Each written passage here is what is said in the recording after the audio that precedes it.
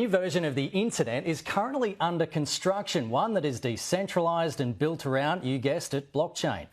We've all heard of cryptocurrencies and Bitcoin, but there's new applications being built right now that could challenge Google, Microsoft and other tech giants in how we manage our data online. Joining me now is the CEO of one of those applications, David Gokhshtein from Pak Protocol, all the way from New York. David, thanks so much for joining us and thanks for staying up. It's okay. I'm always up, always working. It's a pleasure. Thank you for the invite. I really do appreciate it. So version 1 of the internet was everyone stored their data on their personal desktops. Version 2 was cloud computing, where all your data is sent to the cloud. What's version 3? Version 3 is where everything is on a blockchain, and especially with us, with Pak Protocol, with the YanDNA product that we have coming out, integrated with IPFS software, we're looking to go ahead and make sure that you drop that Dropbox, pun intended.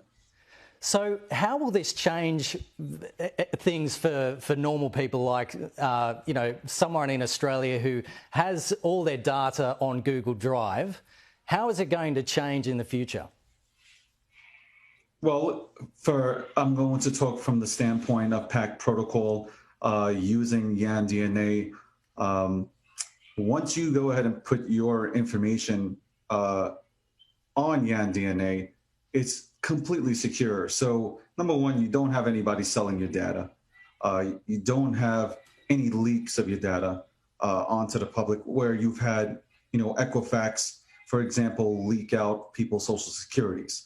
That won't happen. It's an extremely secure software where you own your data.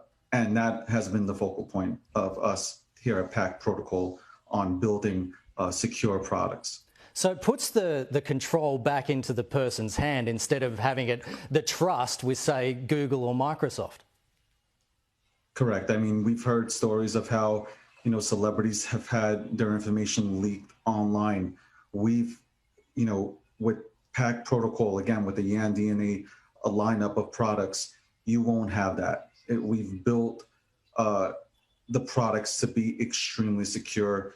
You're not going to break into them, and you own your data. You finally own your data. You're taking back your data.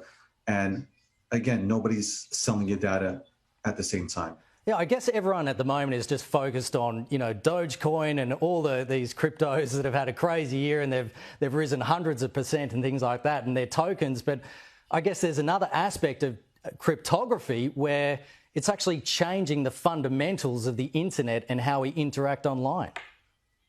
Of course. I mean, look, it's right now, it's a great time for the space.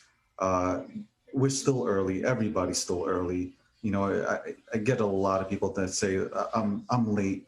They see Bitcoin at $60,000, but like I can't do $60,000. But they're not knowing that they can buy it for a fraction. Dogecoin is the biggest hit right now because everybody's getting into it. Obviously, Elon Musk, he's going to go on Saturday Night Live. All kinds of chaos here with people just jumping into Dogecoin. But the community is so awesome. It's an amazing cryptocurrency to get into because it onboards you, and the community itself teaches you about cryptocurrency. So again, this space is we're having an awesome time. So decentralization is a word that we've heard a lot about this year, and it basically means that it's more of a democracy online compared to you're just interacting with these large internet companies. How long do you think it's going to take for this new version of the internet to really take hold in a decentralized manner? I would say about 2 to 3 years. And wow. Those that don't adapt, I mean, yeah, it's going to happen fast. I mean, technology, it moves fast. So at the end of the day, those that don't adapt, they'll be left out.